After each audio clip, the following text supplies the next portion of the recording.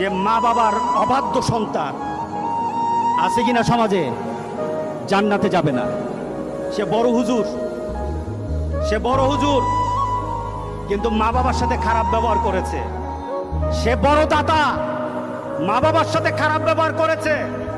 রাসূল সাল্লাল্লাহু আলাইহি সাল্লাম বলতেছেন তার জন্য জান্নাতের দরজাটা বন্ধ থাকবে, জান্নাতে সে যেতে পারবে না, জান্নাতে যেতে পারবে না।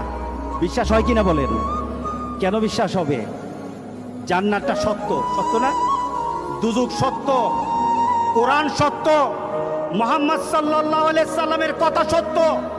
মুহাম্মদ সাল্লাল্লাহু আলাইহি সাল্লাম বলে গেছেন এই লোকগুলি জান্নাতে যাবে না, এটা সত্য। এর পিছনে চিন্তা করার কোনো সুযোগ নাই।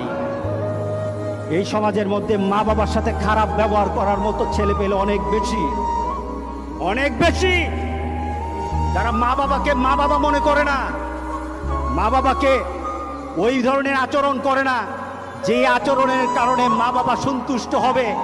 আর রাসূল সাল্লাল্লাহু আলাইহি সাল্লাম বলেছেন যে সন্তানের উপর মা বাবা সন্তুষ্ট, ওই সন্তানের উপর আল্লাহ সন্তুষ্ট।